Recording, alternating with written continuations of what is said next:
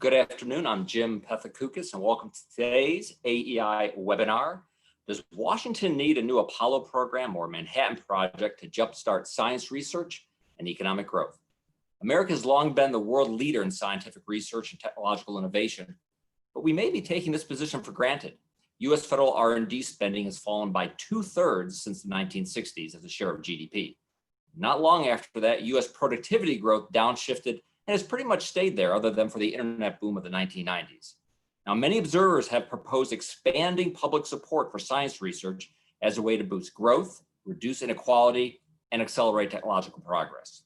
But these proposals differ in many ways. For instance, should we prioritize basic research or applied research? How should this funding be distributed geographically? And how valuable are mission-oriented projects like the space program? To discuss questions and much more, I'm delighted to introduce today's panel. We have Jonathan Gruber, the Ford Professor of Economics at MIT, and also Director of the Healthcare Program at the National Bureau of Economic Research. In 2019, he, along with Simon Johnson, was co-author of Jumpstarting America, How Breakthrough Science Can Revive Economic Growth and the American Dream. Tony Mills is the Director of the R Street Institute Science Policy Program, which aims to equip policymakers with scientific expertise to advance public policies that stimulate innovation. Margaret O'Mara is the Howard and Francis Keller Endowed Professor of History at the University of Washington, as well as a contributing opinion editor at the New York Times. She is also author of the 2019 book, The Code, Silicon Valley and the Remaking of America, out in paperback yesterday. And Brett Swanson, a visiting fellow here at AEI, where he focuses on the impact of technology on the US economy, telecommunications, and internet regulation. He's also president of Entropy Economics. One last thing before we begin. We're going to be doing a Q&A at the end of the event about 3:50. So please submit any questions on Twitter with the easy to remember hashtag Jumpstarting Science. That's hashtag Jumpstarting Science. Before we begin about where we need to go and what we need to do to get there, I want to spend at least a few minutes on a bit of history, which I want to start with Margaret. What has been up till now sort of the American formula historically for scientific and technological progress? What's been the American system that's worked for us? I think the short answer is the federal government threw a lot of money in technologists and scientists' direction and got out of the way. And the way that there's a real contrast to other industrialized nations. There was a massive surge of spending, starting with World War II, with the Manhattan Project, continuing in the Cold War. But it was partially direct inside the government, right? Growing government agencies, government research agencies, but also it was money that flowed from public coffers to universities, public and private, to private industry, from massive defense contractors, aerospace giants like Boeing and Lockheed, to also smaller and in some cases startup companies. Some of the pioneer Silicon Valley startups that kind of brought the silicon semiconductors to the Valley had a significant book of business from the military and from the government generally, and that started the flywheel going. Would you call the phrase, again, anyone can answer this, the phrase industrial policy gets tossed around, which kind of evokes images of a bunch of bureaucrats at the Department of Energy, Department of Defense, sort of picking companies and picking sectors. Was that industrial policy coming out of World War II that we saw? You know, I would jump in and say it's a term of art.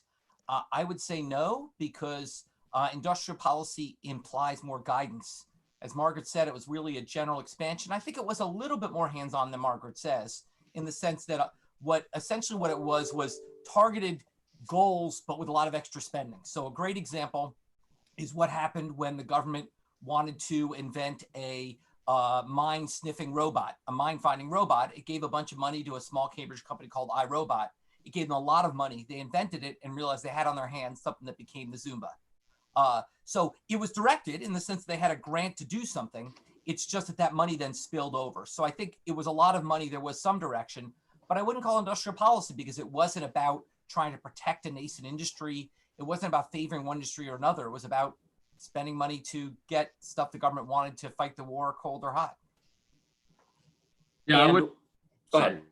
I was going to just jump in and say, sort of expanding on that, I think Margaret mentioned World War II as a pivot point. I think one of the keys there, the famous report that Vannevar Bush, FDR's de facto science advisor, wrote. He wrote The Endless Frontier.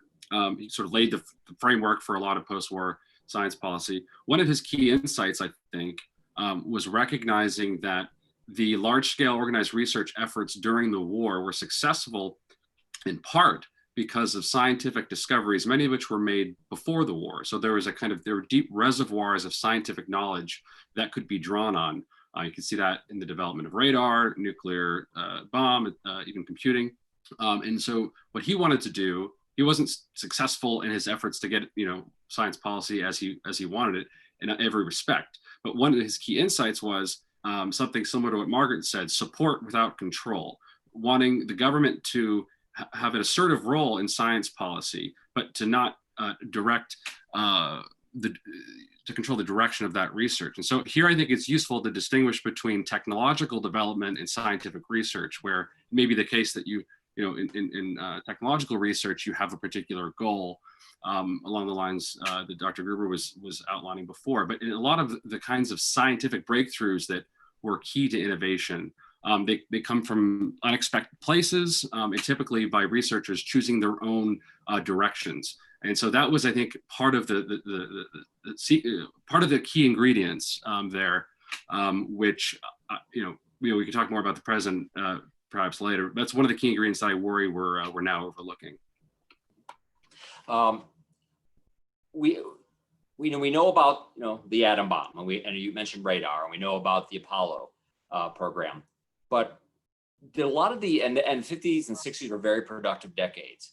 But were they productive decades because of a lot of government spending on research, or how much that was sort of built on what happened in the 20s and 30s? There's been research that said the 20s and 30s were actually really innovative, productive decades for the United States.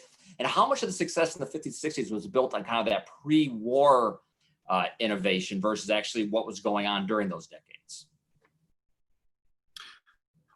Well, I don't want to dominate here, but I have my own views about that. I think, it depends on what we mean exactly, I think. But I think it's fair to say that some of the key scientific discoveries before the war did provide reservoirs that we're still drawing on.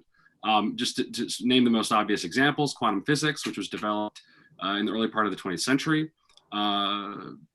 Think about electromagnetism beginning all the way in the 19th century. You wouldn't have had radar developed in the 20th century without the kind of backlog of scientific research done in studying electromagnetic waves, for example. And computing is another example. Even quantum computing depends in a lot of its key formal architecture on insights from mathematical logic that were discovered 100 years ago. So I don't want to say that there hasn't been innovation or scientific discovery since then by any means. And life sciences are a great counterexample of that. But there were, I think, very foundational discoveries made in what scholars sometimes call the second scientific revolution, and we're still the beneficiaries of those discoveries. And I'll add to that, Tony.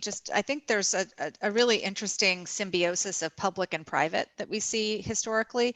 Take the transistor, for example, right? So the transistor is co-invented at Bell Labs, the industrial research lab of AT&T. AT&T has so much money in the bank because it's a regulated monopoly. It basically has, the license to deliver a universal telephone service and make money doing it, but also is also limited from doing anything else. It continually tries to get out of its lane once it has these incredible inventions that are coming out of Bell Labs and commercialize them. And funnily enough, one of the transistor itself was one important piece of this story, that the AT&T is constantly trying to get into computing, and the DOJ is swatting it back. In 1956, a consent decree that was response to AT&T trying to move too far beyond telephony required the company to license the transistor for free.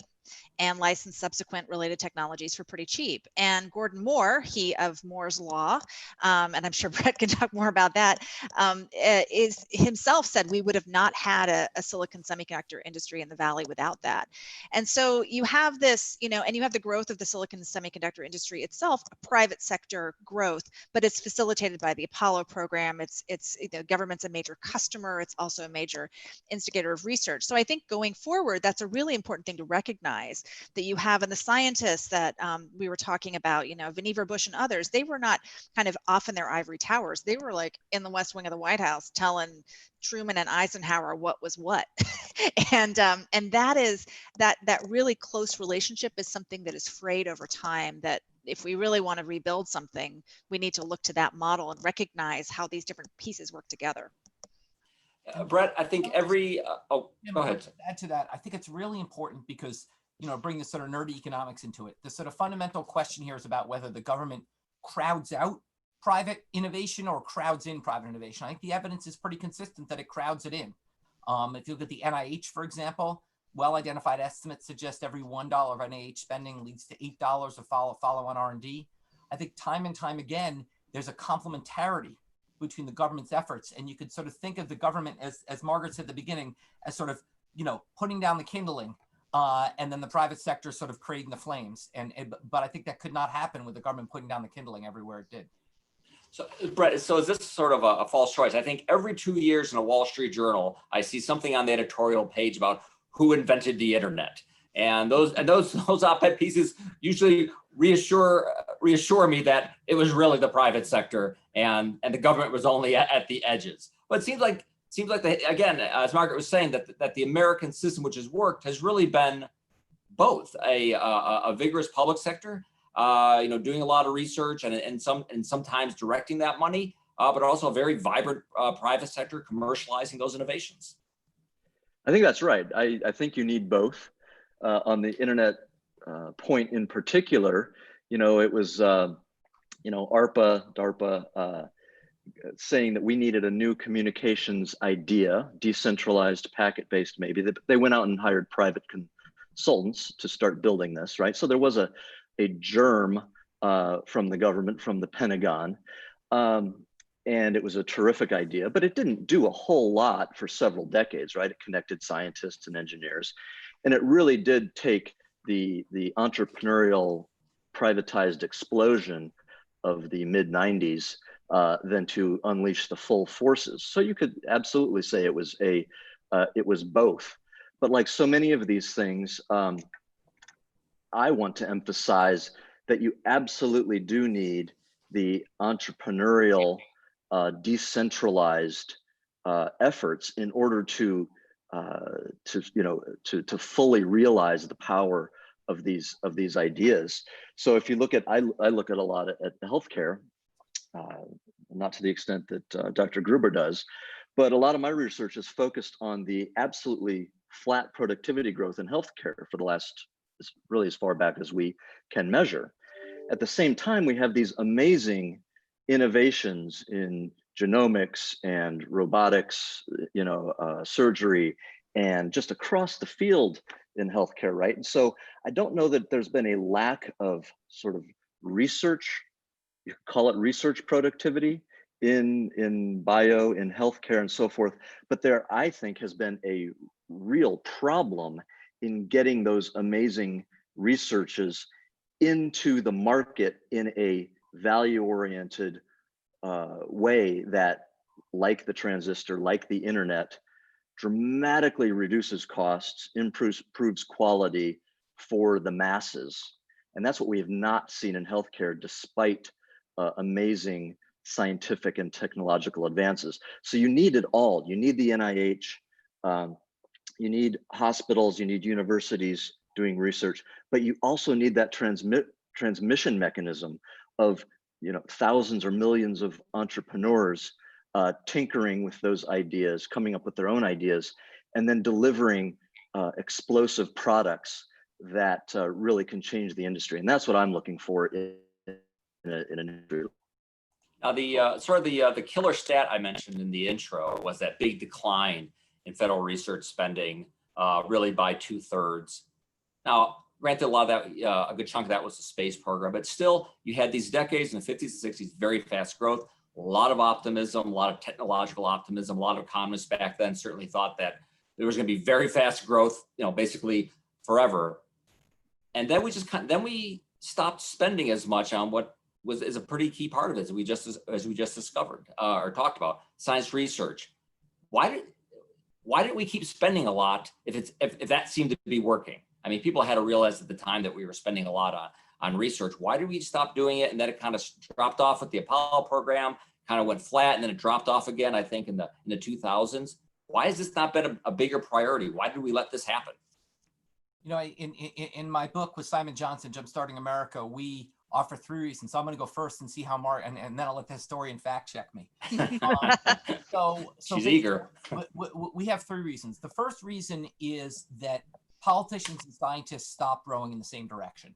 That when there was a common enemy in the form of Hitler or Sputnik or the moon, they could get together and row in the same direction. But when they started disagreeing about Vietnam, and scientists started saying, wait a second, we don't need supersonic aircraft, you led to politicians saying, wait a second, what am I getting out of you anyway? And stop respecting the scientific opinion. The second issue was really, we call in the book, I'm going to use this term, a little bit the hubris of scientists, in the sense that scientists, literally started worrying about how electricity would be free and we'd have a nuclear pen, and sort of downplayed radiation poisoning and downplayed some of the side effects of what they were doing. And then Silent Spring was a real turning point in that, when Rachel Carson, who had actually been a very pro-science reporter, put her book out talking about sort of the unknown damages of pesticides. I think it made people realize that science wasn't the sort of universal good that maybe scientists had pitched it as. And then finally, and probably most important, I'll say as a public finance economist, is budgetary pressures. We had 2 things happen. One is we had enormous spending increases from the Vietnam War, and then the introduction of Great Society programs. And then with Ronald Reagan coming in, or we had whether he's the cause or the effect, we can debate. But the bottom line is, starting about 1980, we had a massive anti-tax revolution in the US. And the share of our economy that's raised in taxes has fallen by about 4% since Ronald Reagan came into office. That's a lot of money. And so in a world where we have these mandatory spending programs like Social Security and Medicare, which have to get paid every year, a declining tax base, the discretionary programs get shrunk, and R&D is in that category. How'd I do, Margaret? Perfect. 3 out of 3. I totally agree. And I think it's a reminder of, we're very much working through, so much has been shaped by this sort of late 60s, early 70s moment of the guns and butter problem created by Vietnam. Look, all of this is really expensive. And even while America was trying to shoot the moon, there was plenty of contemporaneous criticism over, shouldn't we be spending money on other things here on the planet, right? That this is really, and it was a very high tax, high spend moment. And with the kind of crisis of confidence in American leadership, that first Vietnam and then Watergate and then the broader kind of temperament of the 60s in the US and globally, it is, and scientists themselves go from being these trusted advisors, these people that Eisenhower called my scientists, to someone, to people that are no longer, that presidents from Nixon forward of both parties did not embrace quite as quickly. And there's this real revolt against expertise for good reason, excesses of science and technology and techno optimism that proves not to be good for the population or the planet, and all of these, and it's very expensive. This is spending lots of money on things that don't immediately have a commercial application. It's very hard to build political momentum for it. Why did we spend so much money before? It was the Cold War. It was all, war, it turns out, is a very good, reason that builds political momentum if you have a geopolitical threat. So I think that's another challenge for right now, is understanding where does this fit into the many competing priorities. So we're gonna be talking in a few moments about the wisdom of spending a lot more money on research, how it should be spent exactly, where it should be spent, but maybe a little bit on the why it should be spent. What did we sort of miss out on? What have we missed out on by not spending that much on science research over the past half century, 40 years? would we be way more technologically advanced today had we kept that spending at nearly, not maybe not on the space program anymore, but on something else at 2% of GDP as opposed to where it is now? Is there just all this progress that we kind of like left on the table? Well, you could say not spending, but I think the budget, the others explained why pretty well, especially the budgetary pressures. Or you could say misspending. In some cases, right? And it's easy for us now, 2020 hindsight, looking back. But I would just say for the past 40 years, physicists have been studying string theory, right? That's been the big thing. I'm not sure that we have much to show for that. And I think people are finally starting to realize that maybe that was a dead end. Maybe we should have branched out in other directions sooner. Can I say that we would have found something bigger, better if we would have, dedicated some of those dollars to some other possibilities? I can't say that, but I do think we need to be better about allocating, not letting money get funneled so directly into certain research paths that aren't bearing fruit. Yeah, I would add here that I think we've talked about the trend where you essentially had the government ceding its lead on R&D spending. But I think one of the aspects of that, which I think is very significant, is often overlooked, is that it's well known that industry, private sector has picked up the slack there, right? So now the ratio is sort of flipped, and majority of R&D spending is the private sector. But what's happened because of that flip is an eclipse in particular of basic scientific research.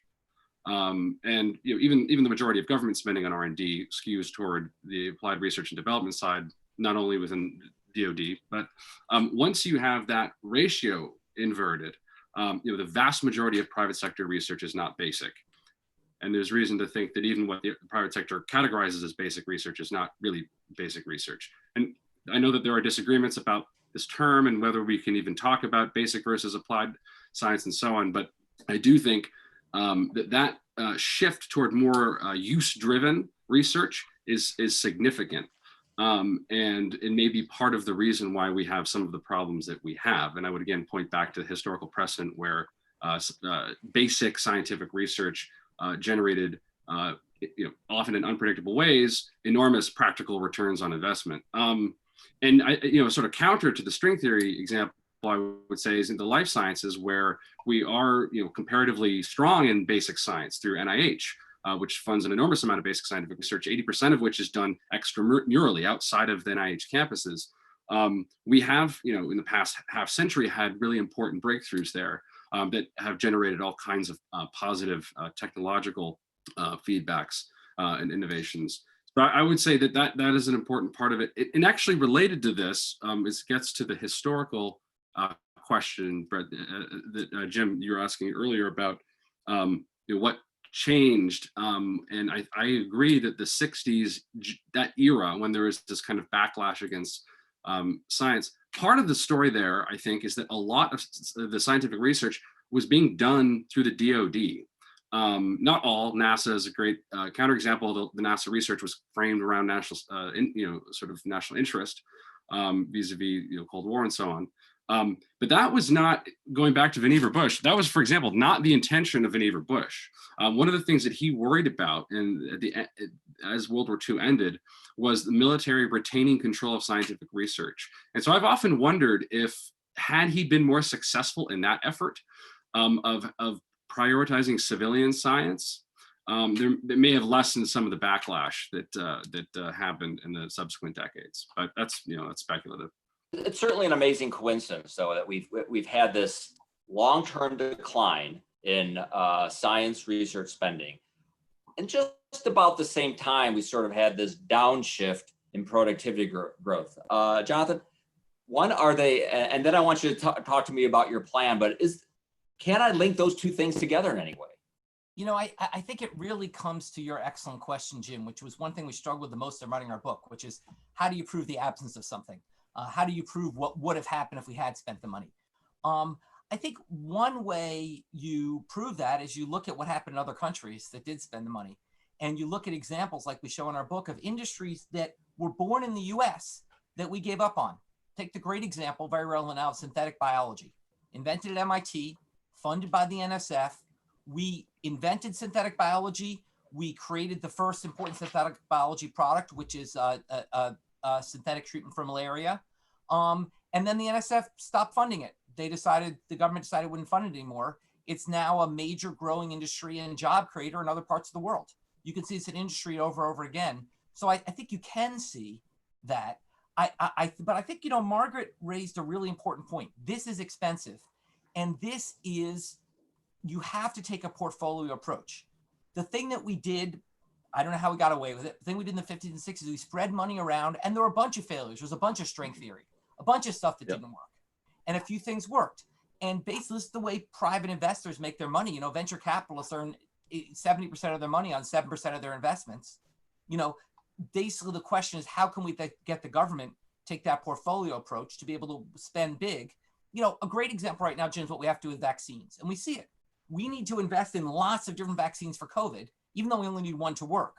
But the way you get there, and you get there quickly, is you invest in a lot. At the end of the day, if you spend $100 billion, who cares on something that's costing the global economy $350 billion a month?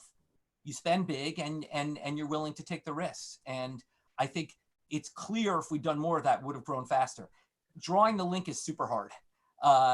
Drawing the link, there is strong evidence. If you look at, for example, John Van Rienen's work, which has shown strong evidence of using well-identified econometric strategies of high rates of return to R&D spending. And he has a recent paper looking at defense R&D spending that showed important effects on growth and job creation. So the evidence is out there, but asking how much the productivity slowdown is due to R&D, that's hard. Now, you have a plan. So so give me the short version of your plan. How much do you want to spend, and how exactly? Because I believe Tony mentioned we have basic research, applied research, mission-oriented research. So how much do you want to spend? Where do you want to spend it? Okay, so the short version of our, and once again, this is with Simon Johnson, and we developed this in our book. The short version of our plan is a three-pronged plan. The first prong is just a massive historic investment, not historic, but recent history investment in R&D. So the US currently spends about 0.6% of GDP on public R&D, leaving us 12th in the world. We would raise that by 0.5% of GDP, moving us up to second or third in the world, depending on how you count things. That's about $1 trillion over 10 years. We estimate that kind of investment, based on past economic research, could create 4 million new jobs and could go a long way towards bringing us back towards more rapid growth. And coming to Tony's question, is it applied? Is it basic? The answer is yes to all. This is Margaret's point. You take lots of bets in lots of areas. You do a lot more basic research, but you also pay attention to application of that research. In particular, you pay attention to solving the valley of death. The fundamental problem that right now investors, early stage investors like venture capitalists, only want to invent in new apps. They don't want to invest in new fundamental technologies. And you have to solve that problem through promoting things like the SBIR program, which is a bipartisan program. Indeed, Marco Rubio wants to double the size of the SBIR program. It's a government loan program. So you invest all over the place. That's step one. Step two is to recognize that both public and private investors have had a strong bias towards a small set of coastal superstar cities. As folks at Brookings have shown, 90% of all the new high-tech jobs have arisen in about 10 cities across the US over the last 15 or 20 years. That's due to both private VC, where 2/3 is concentrated in 5 cities, and public R&D, which has been following the Vannevar Bush model, great man, but elitist. It all went to the very top elite coastal universities. We need to recognize that there's a lot of opportunities around our country, a lot of lost Einsteins out there who, with funding, could actually create great new ideas. And we need to spread that around our country. We, in our book, denote 102 places which are highly educated, have excellent universities, and have a low cost of living, which could be next generation tech hubs. So the second part of our three-pronged plan is to hold a competition. To follow Amazon, which had a competition for its HQ too, but instead of the competition being about who can give it the biggest tax break, instead the competition about who can be the next tech hub, to have a competition, to have a public commission, nonpartisan commission, decide where to throw some money into creating tech hubs. Not the whole $1 billion. We're very clear. Most of the billion is given out through typical mechanisms, but a dedicated share. And then finally, we think there needs to be mechanisms for ensuring the returns to this new innovation return to the public sector. You know, some have talked about public ownership, like Marina Mazzucato. We're not sure we like that. Another way to do is to recognize if you can create new tech hubs, that's going to raise the value of land a lot. Let's capture the excess returns to that land and redistribute that to people. We need mechanisms to capture that. The good news, Jim, is that policymakers are listening to us. And indeed, there's a bill out there right now called the Endless Frontiers Act, bipartisan, bicameral bill. Chuck Schumer and Ro Khanna on the Democratic side and Senators Young and Representative Gallagher on the Republican side have put together a bill which is a $100 billion to $110 billion over 5 years, which has a lot of these elements. It's a lot of money to R&D, but it also has $10 billion into creating new tech hubs. So there's some interest in this. We think the scale should be big. As Margaret said, you got to spend a lot of money to make this work, but that in a nutshell is sort of what we lay out. Just a few pieces of that. Do we have evidence that we can create tech hubs through very smart planning and the direction of resources? Is there evidence that that's possible? There's evidence. There's absolutely evidence that the government initiative can create tech hubs, and so I know Silicon Valley. Is there a second one? My favorite example in the book, and I'll ask this. Obviously, people can't respond on this, but I'll ask everyone to be on the honor system. I'll ask a question, which currently I've asked about 2,300 people, and 17 have gotten right. So don't feel bad if you get this wrong. Don't yell out the answer. And if you read the book, you know this already. Which city in America is the worldwide home of the computer simulation industry and the home of the largest university by enrollment in our country? And people have guessed all over, but the answer is Orlando, Florida. Now, that might come to a surprise to you. Well, what happened? You know, we go through the story in detail in the book, but basically Lyndon Johnson's the political favor, put a Navy base in Orlando. Now, what do you do with a landlocked Navy base? You train people, including battle simulation. The University of Central Florida in 1978, which was sort of a mid-sized, mediocre university, had the innovative idea of taking the battle simulation unit off the Navy base and putting it below the university and building a research park around it. Now, today, the Central Florida Research Park has 10,000 jobs, and East Orlando, 45 minutes from Disney, has added 100,000 jobs in 30 years. And meanwhile, the University of Central Florida is now the largest university by enrollment. They have a great basketball team, as you know. And they have the 10th ranked electrical engineering department in the country. So this can happen. Now, we are proposing something new. This happened through sort of a political favor. We don't want it to happen that way. We think that's a mistake. And the fundamental challenge is, how do you overcome the politics? How do you make sure that tech hubs aren't just put, we all know about, Birmingham, Alabama, is there through political favors. Other things other tech hubs came from political favors. We'd like to have an apolitical process. There is an example of doing that, which is a reverse example, which is the Base Closing Commission. We all remember House of Cards season 1. That's what it's testifying in front of. The Base Closing Commission, that faced an even harder challenge, which is, how do you close military bases? They set up an apolitical commission which did that. We'd like to think you can set up a similar apolitical expert process to open tech hubs. But we admit this is new. This is a new frontier, to quote Vannevar Bush. And we raise the possibility, but we think there's a lot of work to be done to make sure you get this right. Let me ask first, Brett and Tony, how confident are you? Do you like this plan? Would you change this plan? And do you have and has the government's response to this virus over the past few months given you more or less confidence in their ability to execute on sort of complicated research plans? Very good question. I've got a bunch of responses. I think the plan has potential. I want to be open to it. I'm sympathetic to a lot of parts of it. Just some sort of questions, right? So not denying the benefits of clusters and agglomeration. I think those things will continue to be important, people gathering and bouncing ideas off each other, right? On the other hand, there are a bunch of tools that we have now, the internet, cloud computing, that allow us to do amazingly powerful decentralized research. You mentioned simulations, right? Where now people across the globe can tap into AWS or Azure or whatever and have this amazing power at their fingertips. Similarly, now that those types of simulation methodologies are going into bio, right? I can run bio simulations on computers now instead of in giant labs. Now that's not for everything. We'll still need labs and so forth. But that's one point that I do think that the power of decentralization is a factor. So whether we need physical hubs like we used to know them, I'm not sure. Being from Indiana, I certainly recognize the local economic development benefits, however, of seeing more places achieve what we've done on the coast. So I'm for that.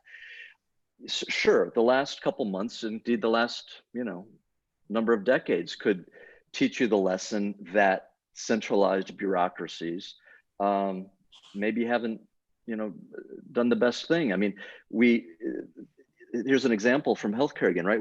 We very quickly sequenced the genome of this virus, right? The RNA, and it spread across the world, the code. But the CDC and FDA wouldn't let these decentralized people, including at the University of Washington, produce the tests that they knew how to make. And so that's, of course, more of an applied question. But I do think that even those people that are very open to Dr. Gruber's plan and other like it are gonna have an uphill battle to gain the political support. So it's okay, Jim, if I respond? Yeah, please. Okay, Brett, those are great points. So let me respond to each of them. So one, you've raised a real interesting point, which is, is agglomeration dead? Now that we're all on Zoom, is this the death of agglomeration? Look, if agglomeration was going to die, it would have died. I mean, basically, we've had the internet, we've had cheap flights. It's gotten stronger. Yep. Agglomeration's gotten stronger. So I don't think it's the death of agglomeration. I could be wrong, but I think we'll be surprised 5 years from now at how little this affects the forces of agglomeration. I think they will continue. They've continued strongly, and they will continue. I think the other question you raised, Brett, is kind of, could something like this really get traction? As I said, I'm pleased that there's a bill out there. It's getting traction. But the other point, it comes back to your point about Indiana, which is when we talk about spreading the R&D wealth, in some sense, we think you can argue both sides of whether that's productive or not. Some could say, oh, my elitist colleagues here in Cambridge say, oh, all the smart people are in Cambridge, you shouldn't give the money to Indiana. Others could say, well, look at the cost of doing research in Cambridge. It's 3 times as high as Indiana. So even if you're 1/3 as productive in Indiana, it's still a better use of dollars. So you can argue that both ways. What I think you can't argue is the politics, which is if we just continue to say, let's give more money to Cambridge and Berkeley, it's not going to pass. But if you tie it with recognizing that we can spread this wealth around the country, that there's, and not in a purely distributive way, we're not talking about Appalachia. We're talking about real, honest to goodness, highly educated places that can be tech hubs. But for the fact Bill Gates was born in Seattle, Seattle wouldn't be a tech hub. Okay, they're places that can be tech hubs. And by recognizing that maybe you can bring together a coalition of local people on the country who want the jobs with scientists who realize the need for the R&D. Tony, when you hear this plan, are you concerned that once this also filters sort of through the political system, that there'll be a lot of money spent on whatever the sort of hot take concern of the time is, whether it's 5G or making sure we can compete, compete with Huawei or chip making, so whatever it is, and creating that kind of vast reservoir of science, that just doesn't seem as, as interesting or as pressing as whatever sort of the concern of the moment is. Yeah, well, I guess I would let me preface by saying that I too am sympathetic with a lot of the motivations of that bill, and I want to be open to it, and there are aspects of it that I like. I think on the centralization point, for example, one of the virtues of that bill is that it does take the Bush idea of funneling money through the university system, leveraging our decentralized research establishment.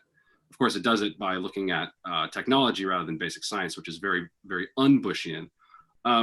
And doing it through NSF, which is also quite ironic because that was the agency created in partly because of Bush's efforts. whose primary purview is basic science. But I think the issue that you raise, Jim, it speaks to the kind of broader concern of mine, which is it's not merely a matter of money, right? So I think about the historical case. You can look at federal R&D spending during World War II and after, and we can talk about the drop off of that and look at productivity drop off. And I'm very sympathetic with the idea that that R&D funding is valuable. But the question is why? Why was it valuable? And so it's not enough to just look at the expenditure. You have to look at the underlying scientific discoveries and innovations that made things possible. You could give a lot of money to a lot of scientists.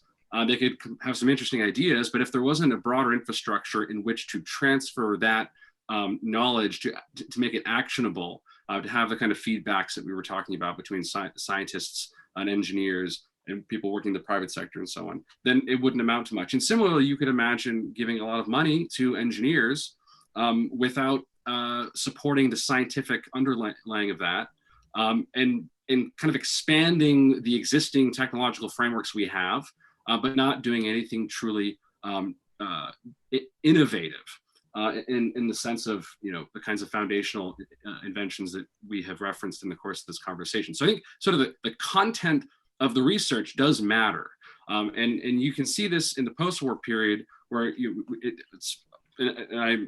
this issue of attributing causality is notoriously thorny, but many of the sectors that are documented to have flourished after the war are traceable to federal R&D spending in the relevant areas. But if you look at what those sectors are, they're also the sectors where we had tremendous scientific advances, many of those advances before the war. My point is that you did need the money and you needed the organized research, but you also needed a broader ecosystem of discovery and invention, one that depends in very crucial respects on science as opposed to technology. And so I worry that in some of the framing of our current policy debates, we're neglecting that.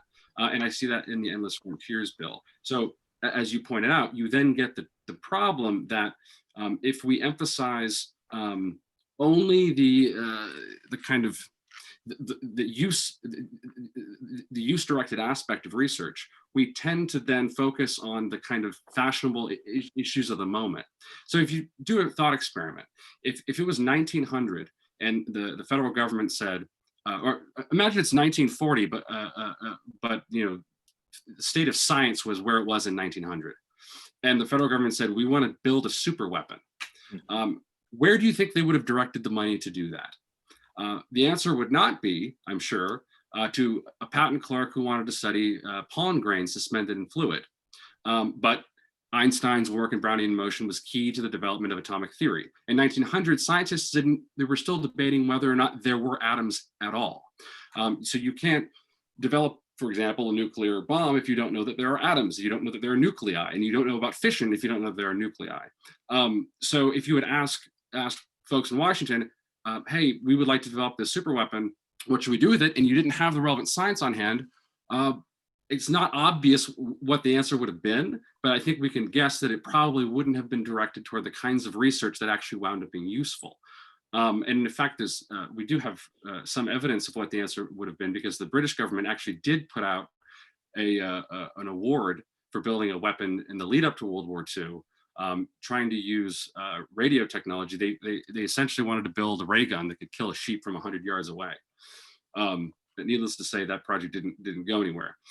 So my worry is that I'm not trying to say that there is no value in the applied technological side of things by any means. And I agree that one of the problems I think that we face now is that we don't have as much of this feedback between the relevant research communities, the public and private sectors.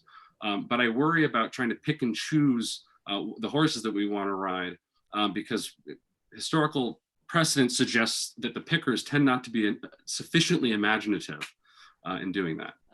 Margaret, the historical precedent also is that it's helpful if the US sees itself under some sort of, tell me if this is wrong, some sort of threat, a competitive threat, a military threat. So is the fact we have rising China, is that sort of, even though a lot of people would be very happy if China was not a factor, isn't that kind of helpful if you think that there are all these discoveries that are yet to be made, and we need that kind of catalyst, so we just won't spend the money.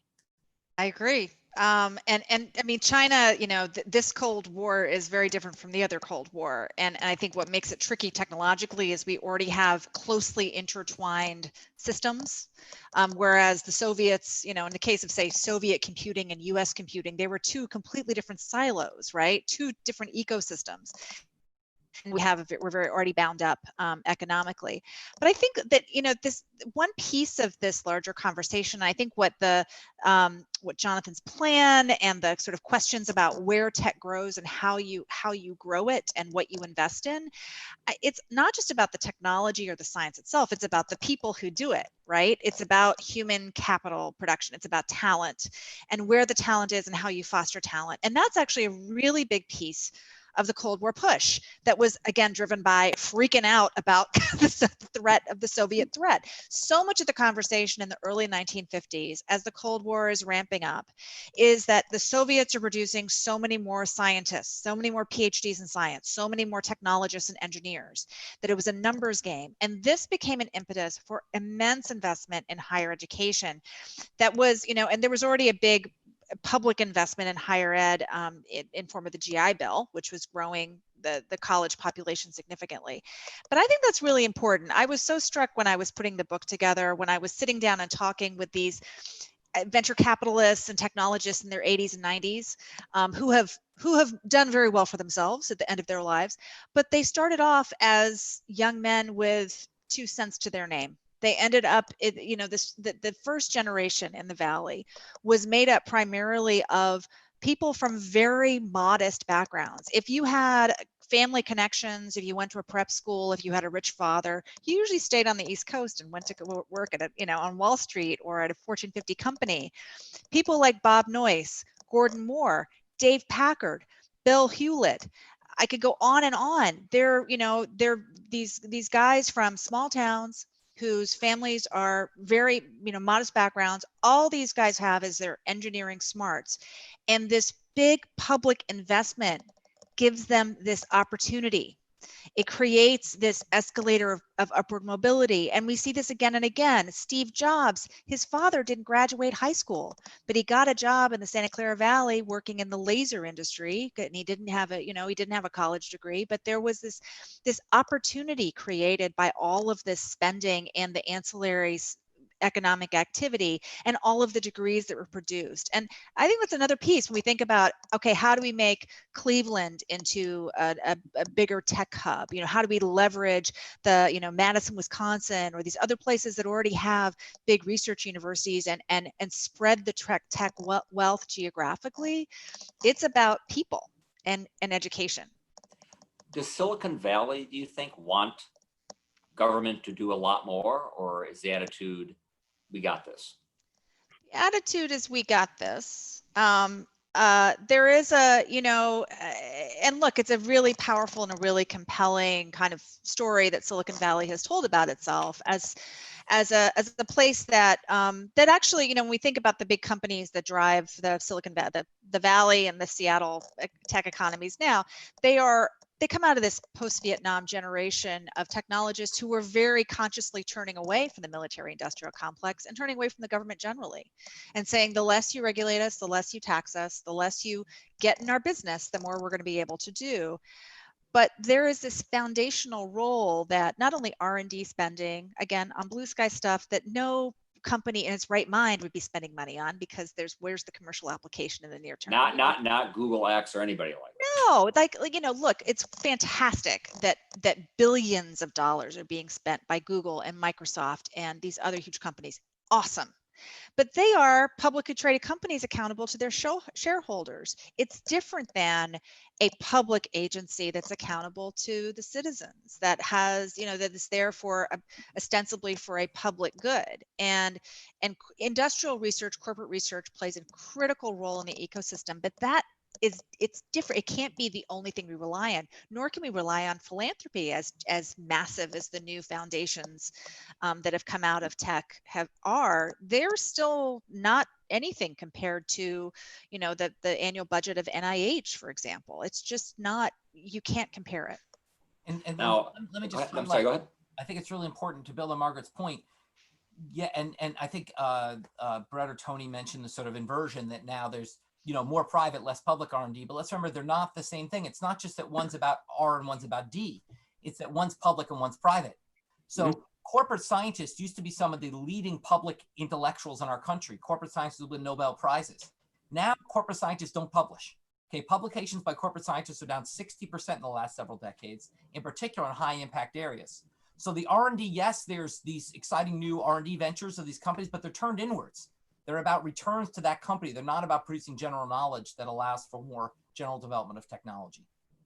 Yeah, I completely agree with that point. I think it's interesting. We keep coming back to Bush, but one of the interesting insights that he had was wanting to kind of chart a third way. There's a lot of worry in the mid 20th century about privatization of science because a very small number of firms receive the majority of DoD contracts and so on. And his vision was to leverage the university system as the kind of intermediary between public and private.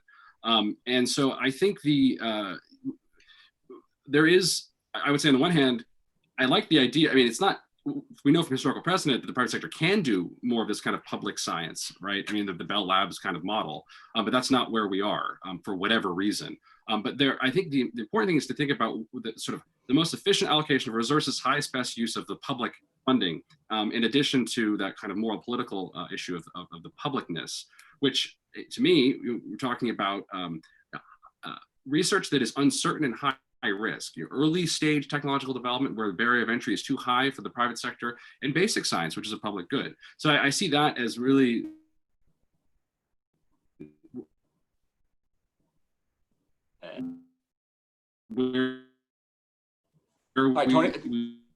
Tony's cutting out a little bit, so I'm going to jump in. Okay, I'm going to conversation. One other point I wanted to add to this is, Tony, you're cutting out, so I'm just going to jump in with a question then. And since it's 3:50, I'm going to jump in with two Twitter questions. Neither of which involves my idea for a national space elevator initiative, but I'll ask these questions anyways. First question, again, anyone can answer. What is the case for focusing all this money on existing institutions versus a prize or award style system for breakthroughs and innovations? So these big kind of X prizes, but I guess much bigger for sort of these big ideas, big breakthroughs. What about doing that instead, or in addition? I think it's an interesting question, and whether it's prizes or a new institution or branching out, I think there's a lot of evidence that across not just our research community, but institutions in general, I think we've had a lot of sclerosis, right? A lot of sort of stuck thinking. I don't think it would be a bad idea to look for new sources, set up new institutions, and maybe that's possibly even part of what Dr. Gruber is thinking with his, regional diversity program. So I don't think that's a bad idea. And it leads to another point that I wanted to make is that, science is all about pursuing knowledge wherever it takes you. And one thing I'm really worried about, and that I think is going to be important for sustaining political support for this, is that science has to be open-ended. We have to be able to ask questions and find whatever answers it gives us. I think there's an apocryphal quote from, Richard Feynman, who knows if you've said it, but it's good. He said, "I would rather have questions that can't be answered than answers that can't be questioned." And I'm a little worried that at this moment, especially, we're in a space where the possible conversations that we have are being constrained. And, especially in science, we need to make sure that our researchers and scientists can go, wherever the science leads them. I have a yes and answer here, which is yes, I think prizes and big centerpiece initiatives can jumpstart things. Everything from John Kennedy saying we will reach the moon by the end of this decade to the DARPA prize for autonomous vehicles that kind of got all these teams kind of competing with each other and really advance the state of the art. But it's also systemic. I mean, I think part of what do we want a national science complex to do and accomplish? I think we, what can public policy do? Can it, as Jonathan's proposing, decentralize or even out this intense concentration of tech wealth and productivity in two ends of the country, and create opportunity for a broader number of people, to get more people able to be part of science and technology, to diversify it, and also to make it again a pathway for upward mobility for people, these amazing, these entrepreneurs, this entrepreneurial talent that's going untapped.